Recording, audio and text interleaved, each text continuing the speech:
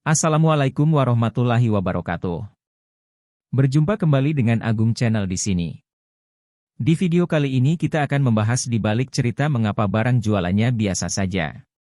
Tapi kok laku banget ya? Barang apa saja sih? Ada cerita menarik di balik kisah yang satu ini. Semoga pembahasan ini bisa bermanfaat dan menjadi referensi buat teman-teman YouTuber sekalian. Yuk kita mulai. Bismillahirrohmanirrohim. Produk yang mestinya nggak laku nih, tapi pada kenyataannya justru laris manis. Seperti air mineral. Lah kan air putih ya, kenapa orang itu harus membelinya? Kan di rumah juga ada. Atau minuman bersoda yang bikin obesitas, nggak sehat, banyak gulanya, tapi larisnya itu luar biasa. Produk yang ketiga ini malah jauh lebih parah. Harusnya produk kayak gini tuh nggak ada yang beli loh. Udah mahal, ganggu orang, bikin sakit. Tapi larisnya itu luar biasa, super sekali. Produknya apa itu? Teman-teman nanti silakan bisa menyimaknya ya. Lalu gimana sih ceritanya? Kok produk yang mestinya nggak laku itu bisa laris terjual sangat banyak sekali? Daripada penasaran, yuk kita simak bersama ceritanya. Kita putar musiknya. Yang pertama air mineral, kayak Le Mineral, Nestle Pure Life, Cleo, Ades, dan lain-lain. Penjualan air minum dalam kemasan ini itu sangat luar biasa sekali loh teman-teman. Data yang aku ambil dari Tempo.co tahun 2016, ada 500 lebih perusahaan yang memproduksi air minum dalam kemasan. Dan angka penjualannya itu sebesar 22 triliun lebih.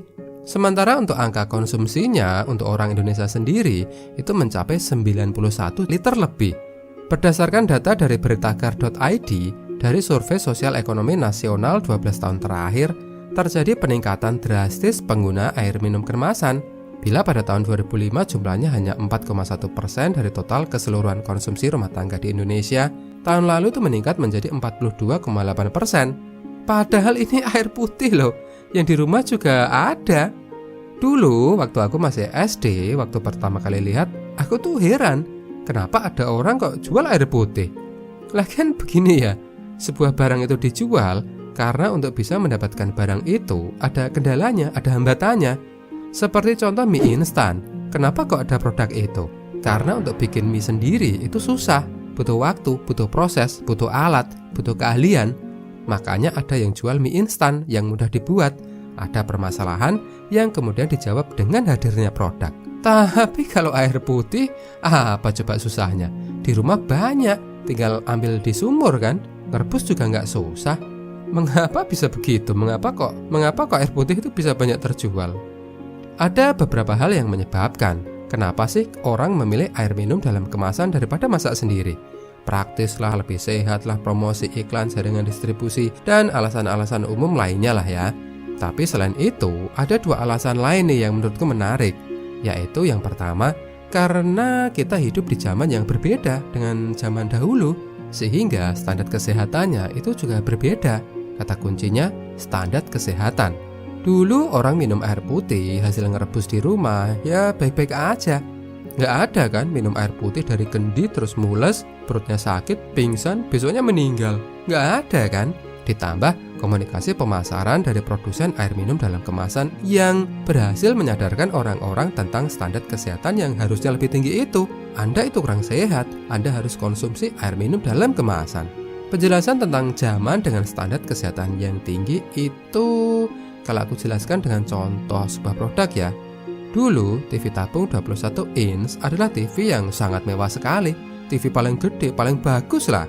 Aku ingat dulu pas main ke rumah temanku, aku lihat TV 21 inch-nya, aku tuh terpukau sekali loh.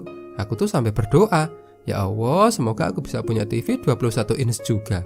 TV impian. Tapi sekarang TV impian ya nggak kayak gitu. Sekarang TV impiannya tuh ya yang 60 inch, Full HD, 4K, 8K. Intinya berbeda. Sama juga dengan standar kesehatan. Seiring perkembangan waktu pun menjadi berbeda. Dulu minum air putih hasil ngerebus sendiri di rumah itu sudah dikategorikan sebagai hal yang baik, sehat, ideal. Tapi sekarang itu sudah berbeda. Mesti yang air gunung dong, yang kaya mineral. Dan hal itu berhasil dikomunikasikan oleh produsen air minum dalam kemasan. Apalagi informasi itu diulang terus lewat media kan. Sehingga ya orang-orang pun sadar bahwa air minum itu yang baik ya air minum dalam kemasan.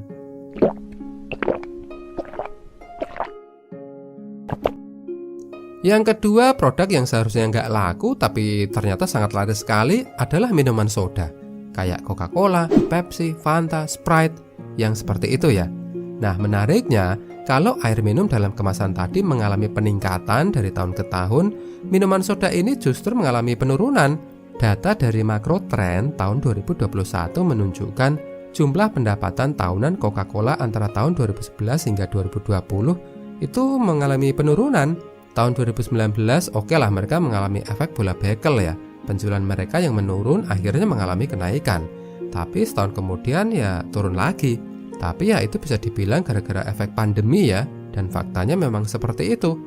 Menurut Financial Times, pendapatan Coca-Cola anjlok tahun 2020 akibat peraturan penutupan kegiatan di restoran, bar, dan tempat komersil lainnya selama pandemi COVID-19. Sebelum pandemi, tempat tersebut biasanya menyumbang sekitar setengah dari penjualan tahunan Coca-Cola. Jadi ya wajar ya pendapatannya itu menurun. Tapi kalau dilihat dari data 10 tahun terakhir, memang pendapatan Coca-Cola itu ya menurun. Tapi meskipun menurun, boleh dibilang angka itu ya masih tinggi, 33 juta dolar loh. Sementara pesaing Coca-Cola, Pepsi, malah sejak 2 tahun lalu sudah menghentikan produksi dan penjualannya di Indonesia. Dikutip dari okezone.com, Ketua Umum Gabungan Pengusaha Makanan dan Minuman, Adi S. Lukman itu mengungkapkan, penjualan minuman bersoda di dalam negeri itu sedang tumbuh negatif. Pasalnya, konsumen menilai minuman bersoda itu tidak sehat. Jadi persis seperti yang aku ungkap di awal tadi ya teman-teman, tentang mengapa air minum dalam kemasan itu naik. Karena zamannya beda. Kita hidup di zaman di mana orang itu lebih konsen terhadap kesehatan. Tahun-tahun 80, 90, 2000-an awal, ya itu zaman jayanya minuman bersoda ya. Karena zaman itu minuman bersoda masih dianggap sebagai minuman yang populer. Tapi sekarang zamannya orang itu lebih memperhatikan kesehatan. Teman-teman masih ingat nggak sama yang dilakukan Cristiano Ronaldo waktu konferensi pers pas Euro kemarin? Intinya kampanye-kampanye tentang pentingnya kesehatan, menjaga kesehatan, dalam kurung jangan minum minuman bersoda, itu banyak terjadi. Karena minuman bersoda itu menurut banyak pihak ya nggak sehat. Tapi faktanya kita masih melihat banyaknya produk ini yang beredar di pasaran. Malah waktu lebaran, hidangan wajib selain biskuit kongguan ya adalah Coca-Cola dan adik-adiknya kan, Fanta dan Sprite itu. Artinya produk ini tuh masih laris. Nah, kenapa hal itu bisa terjadi?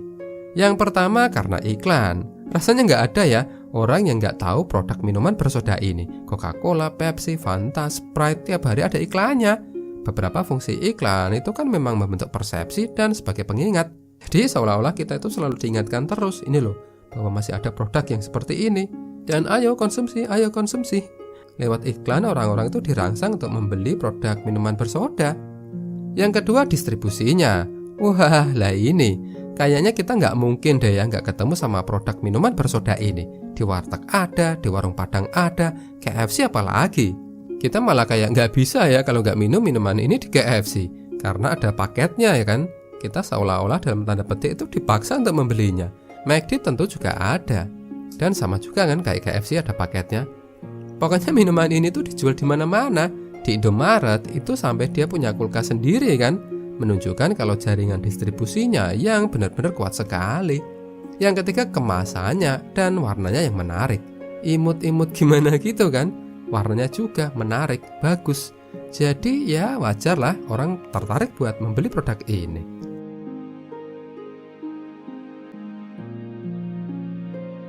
Nah, yang ketiga, produk yang seharusnya nggak laku tapi pada kenyataannya laris banget adalah rokok. Menurut data box, laporan Direktorat Jenderal Bea dan Cukai Kementerian Keuangan itu menunjukkan jumlah konsumsi rokok masyarakat Indonesia itu sebanyak 322 miliar batang pada tahun 2020. Widih, banyak sekali kan?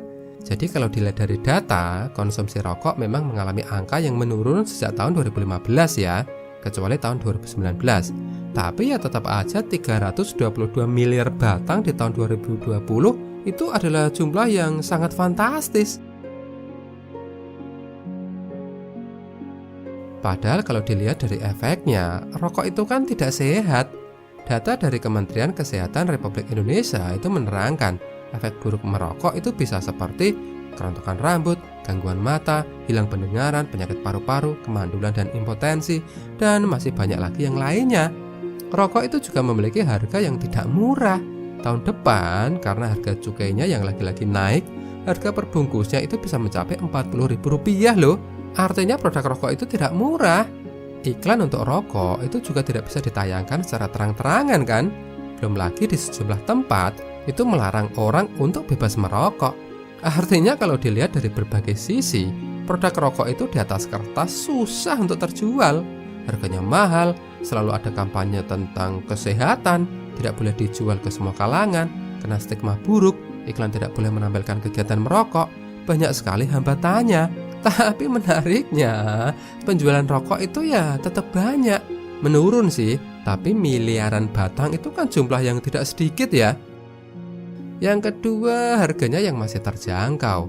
Memang harga rokok itu mahal ya memang, tapi jika dibanding dengan harga di negara lain, harga rokok di Indonesia itu ternyata masih tergolong lebih rendah. Dan yang ketiga, dan ini menurutku faktor yang paling berpengaruh ya, dikutip dari Quora.id, karena industri rokok adalah penyumbang pajak yang lumayan besar, yang kalau dilarang, pemerintah bakal kehilangan ratusan triliun. Selain itu, industri tembakau adalah industri yang patuh, tidak pernah protes setiap ada kenaikan pajak. Selain itu, industri tembakau itu juga menyerap banyak tenaga kerja, mulai dari petani, pedagang, dan perusahaan rokok itu mempekerjakan banyak sekali karyawan. Jika industri tembakau mati, itu pasti akan berdampak buruk bagi negara dan bagi petani serta buruh. Efeknya itu besar.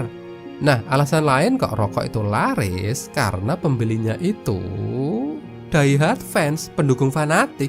Iya kan? Ya gimana coba?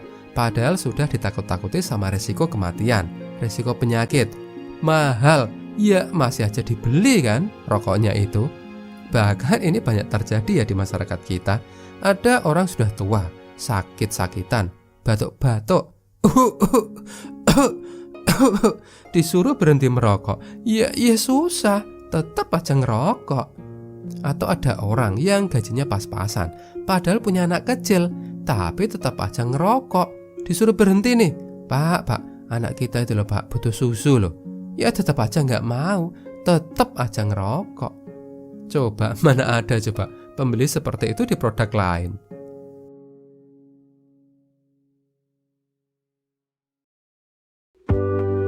Baik, demikian video yang bisa aku sampaikan. Semoga menghibur dan menambah pengetahuan.